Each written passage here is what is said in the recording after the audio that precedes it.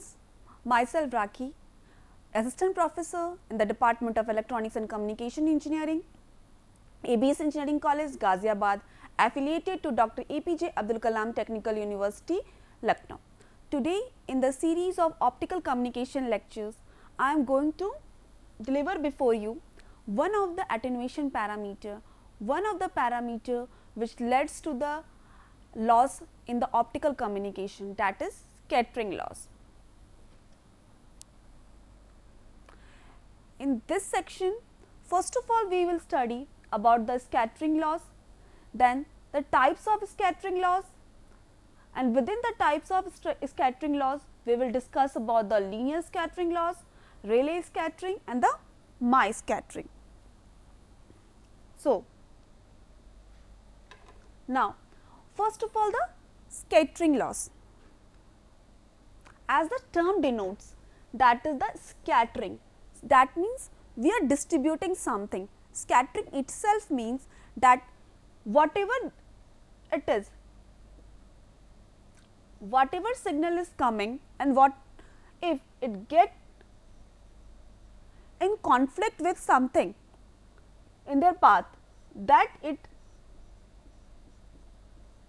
get distributed in a random manner,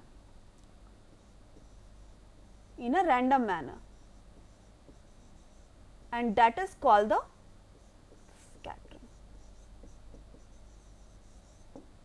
It comes under the attenuation or the loss parameter in the optical communication, because in this way it will distract the direction which is provided to it initially, first of all. And if the direction in any type of communication, direction plays a very important role. If any signal get distracted from a direction, that means it does not obey its originality, and whatever information we are getting at the output is not exactly which we want. And also another thing, that it does not beneficial for the secure communication. If the direction get disturbed of any signal, the secure communication is not possible, which is a very important parameter whenever we talk about any sort of communication. The third one, the signal which is coming have some amplitude, has some intensity, but if it get distributed, that means original intensity is not retained by the signal now, and it is distributed now. So, also we can say that if it has to cover, for example, 1 kilometer, if at initial it is designed to cover the 1 kilometer distance, then it will not able to cover that, it will attenuate in between somewhere before 1 kilometer. So, that is why it comes under the category of attenuation or loss, etc., in the optical communication. Now, back to the scattering loss within the optical communication. Scattering loss are caused by the interaction of light with density fluctuation within a fiber.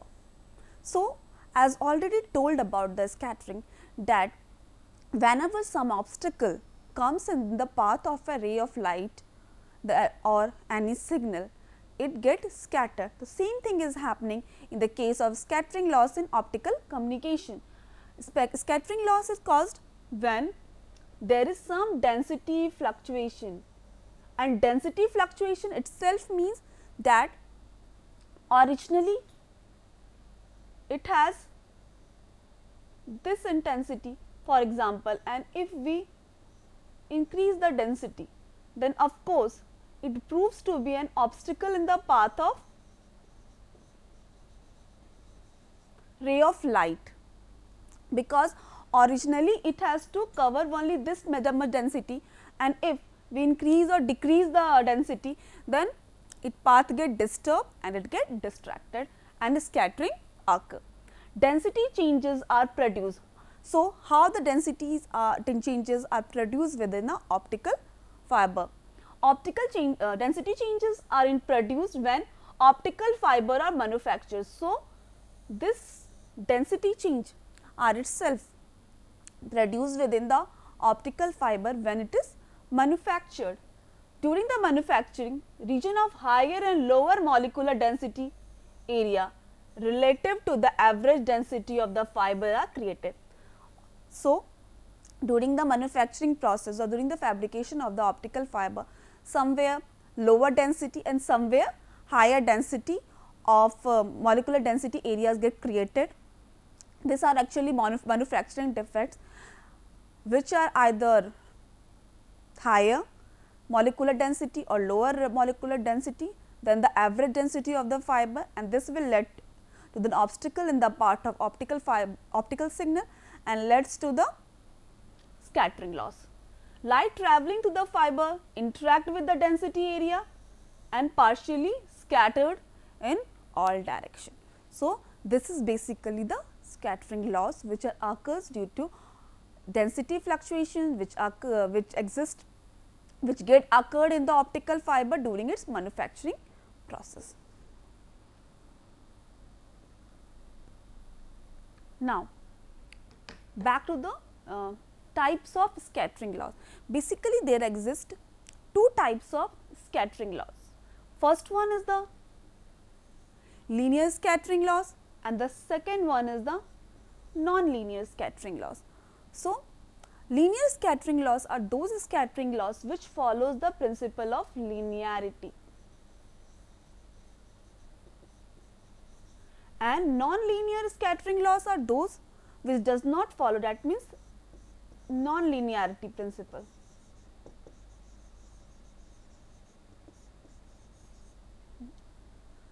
In the linear scattering loss, there exists in any type of linear system, we can say there exists a linear relationship between the output and the input. So,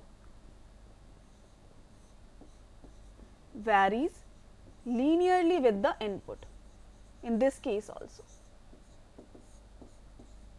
We are going to discuss about this in detail in the further slides, and under this category we will have, under the linear scattering loss, we will study Rayleigh scattering and the Mie scattering, and if this comes under the linear scattering loss, that means it will also follow the linearity principle. Now comes the non-linear scattering loss, about which we will discuss in the next lecture. In this non-linearity, that is output versus input relationship is non-linear.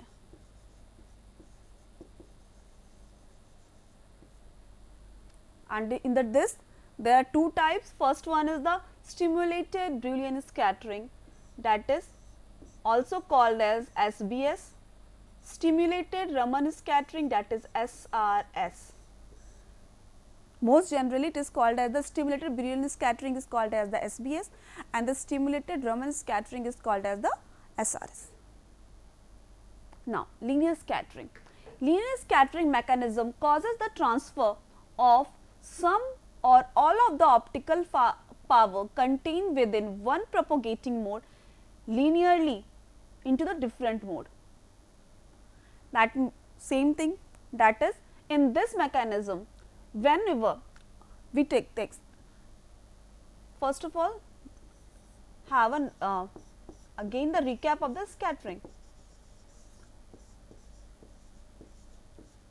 Scattering loss occurs when there is some changes in the normal path which is existing during the propagation of the light signal. When the changes occur in their path, propagation की path में अगर कोई changes होते हैं, then scattering loss will occur. So, अब जब भी ये path change होता है, scattering में जब भी path change होता है, path में disturbance आता है, then in any case there is a change in mode also. Whenever, always we have to keep this in mind, then whenever there is a path change in the light propagation within the optical fiber, then there also mode of a optical fiber changes in that case. So, in this linear scattering loss mechanism, what is going to be happen? That is, of course,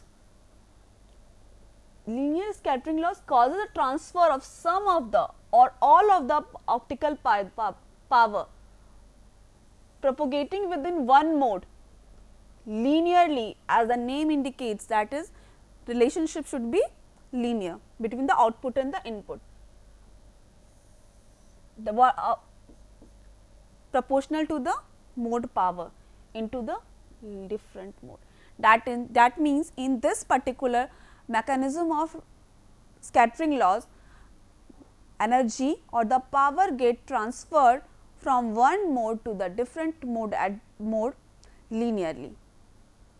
That is, linearly, whenever any system is linear, that means it has to be proportional to the input parameter.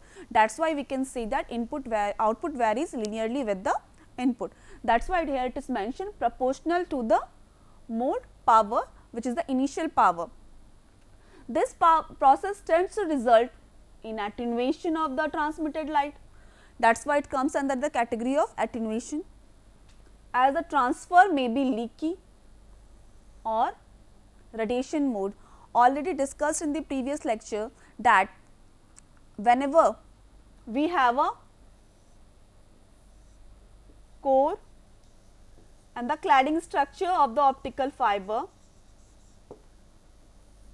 the ray which is propagating, it is called as the propagating wave.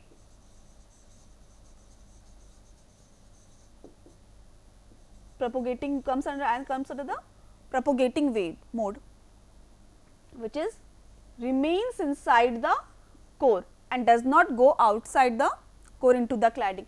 But if some ray go outside the core into the cladding, then it comes under the category of leaky or the radiation mode, and this does not contribute to the propagating signal. So, at this, the ray which is coming, first of all it is in propagating mode, but when they get scattered, it is the chances that some of the signal will comes under the leaky or radiation mode.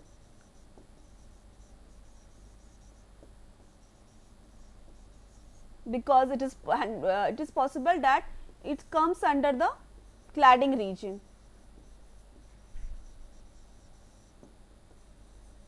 And if any signal comes under the cladding region, that will contribute to the attenuation or the loss. So, same thing is mentioned here. Attenuation as a transfer may be leaky or radiation mode, which does not continue to propagate within the fiber, but is radiated from the fiber. That means, if did not continue to be propagated within the fiber, then it will not contribute to the propagating mode and it will result into the radiation or leaky mode. With all the linear process, there is no change of frequency. There is one of the important difference between the linear and the non-linear scattering loss. In the linear scattering loss, there is no change of frequency on scattering. That means, whatever be the signal of the starting, whatever be the frequency of starting signal, after getting obstacle and get scattered, all will have the same frequency. Linear scattering may be categorized as, this scattering may be in backward direction also. This linear scattering may be categorized as Rayleigh scattering and the Mie scattering. So, we have always keeping this in mind that no change of frequency and the linearity will also exist in this too. The basic principle which is applicable to linear scattering loss is also applicable to this one. Now, the Rayleigh scattering. So, it is a dominant intrinsic loss mechanism in the low absorption window between the ultraviolet and the infrared absorption tail. It is a dominant one. First of all, in the low absorption window, we have seen that as per the optical window, there also exists a loss graph with respect attenuation and the there exists a attenuation and the wavelength relationship. It is not possible that that in each wavelength there will be equal attenuation. Attenuation varies as per the wavelength. As in some wavelength it will attenuation will be greater, and in some wavelength attenuation will be minimum. So, we have to always consider that we have to make our propagation possible, optical propagation possible only in that window of wavelength where there is low attenuation. So, before proceeding or before selecting for any frequency, any band for optical communication, first of all we have to check whether it lies in which window. If it lies in the higher range of attenuation, then we should not accept that, and if it is lied in the lower range of attenuation, then only we will use it for the optical communication. So, it is the Rayleigh scattering is a dominant intrinsic loss mechanism in the low absorption window. That means, in the lower absorption window between the ultraviolet and the infrared absorption trail, this is one of the most dominant loss mechanism. It results from the inhomogeneities of random nature occurring on a small scale compared with the wavelength of the light. It occurs in the due to inhomogeneities of the random nature, or when the inhomogeneity is small as compared to the wavelength of the light. So, whatever deflection, what we are talking about in the scattering, that some changes occurs within the fiber, either in the material of the fiber, either in the construction of the fiber, it is possible. So, whatever deflections, whatever inhomogeneities which exist in the metal or in the optical fiber should have a wavelength small as, should have a length basically as compared with the wavelength of the light for the Rayleigh scattering. Again I am repeating कि इस case में for the Rayleigh scattering to happen, whatever be the dimension of the obstacle, that should be less as compared to the wavelength of the light at which the propagation is undergoing. This inhomogeneity manifests themselves as the refractive index fluctuations and arise from density and compositional variation. So, अब सम ये exactly होता क्या है basically inhomogeneity arise कैसे होता है?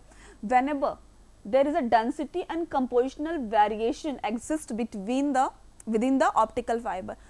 So, of course, refractive index fluctuation will also exist.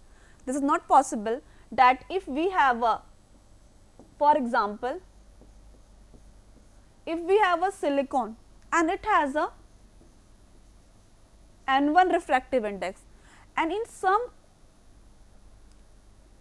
level, but as it get combined with any other metal, for example A, and another element, for example A, in a small quantity only, it is not possible that its refractive index will remain as N1. It will definitely change to N1 dash. And also when there exists a S A, but here there is a higher density, then also in that case also refractive index will change. So, this homogeneity arises due to variation in the density or the compositional variations within the fiber, which leads to the refractive index fluctuation. This compositional variation may be reduced. So, there is a chance, there is a way to reduce this particular scattering loss by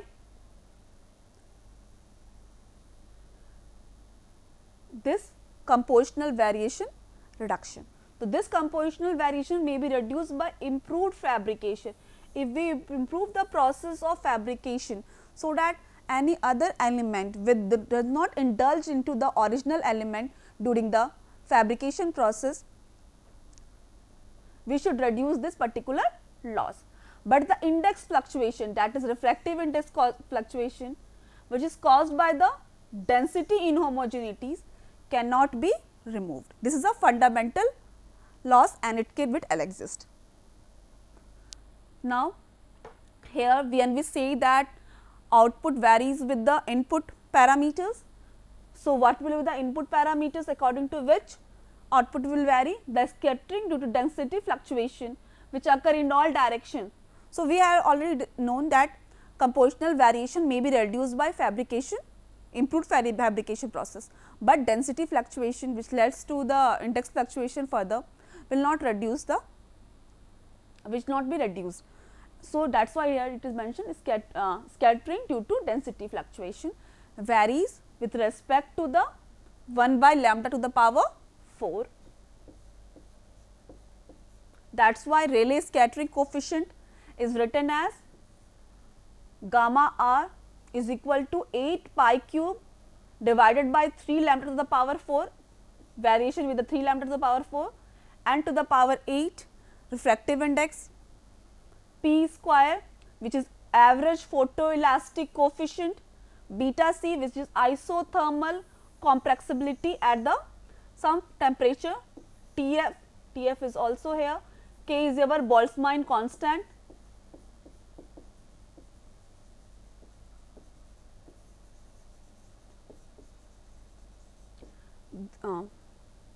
these are the formula for calculating the Rayleigh scattering loss.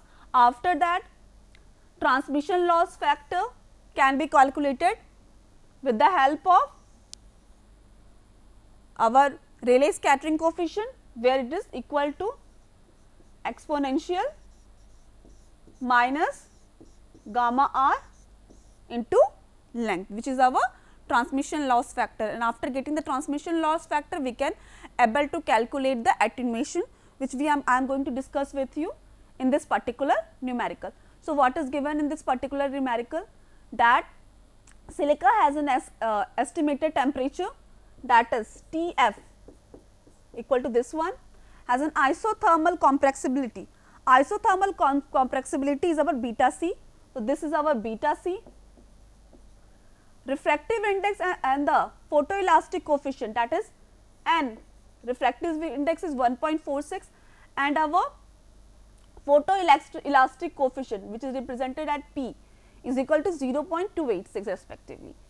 Determine the theoretical attenuation in decibel per kilometer due to fundamental Rayleigh scattering at 3 different wavelengths, 0.663, 1 and 1.3 micrometer. Boltzmann constant is given as this one. In this particular class, I will discuss only for the one wavelength, that is 0.63 micrometer, and for this and this is left as an assignment for you, answer is provided. So, I am going to have the for 0.63 micrometer. So, first of all I have calculated the Rayleigh scattering coefficient. For that I have just written the formula first, gamma square r is equal to 8 pi cube n to the power 8 p square beta c k T1. Already discussed what is the name of the nomenclature of the all the parameters here.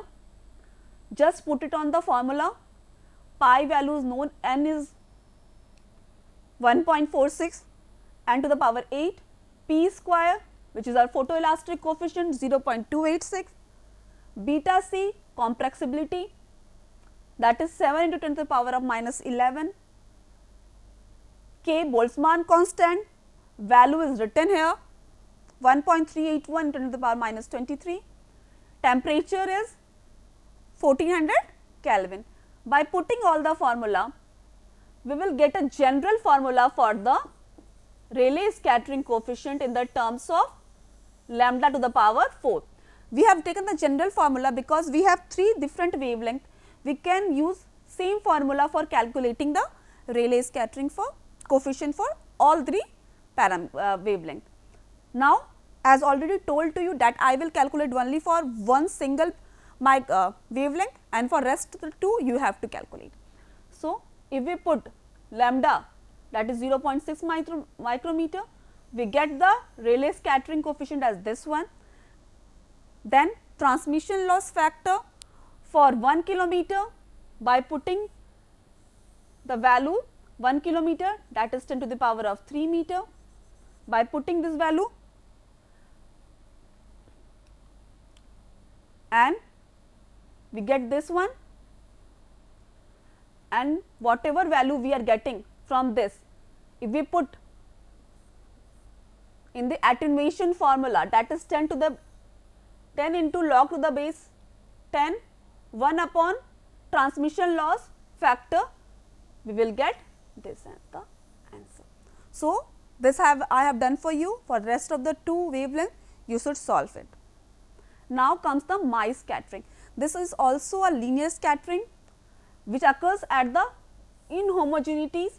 But for this, inhomogeneities has to be comparable with the size of, with the guided wavelength. In the previous section, that is for Rayleigh scattering, inhomogeneity should be small as compared to the wavelength, but here inhomogeneity should be comparable with the guided wavelength. Now, this result from the imperfect cylindrical structure. Rayleigh scattering is occurring due to density fluctuation or compositional variation, but this particular Mie scattering, which comes under the linear scattering and follows the linear principle, occurs due to imperfect cylindrical structure of the waveguide and may be caused by fiber imperfection such as irregularity in the core cladding interface, core cladding refractive index difference along the fiber length, diameter fluctuation, strains and bubbles. So, what is the basic difference?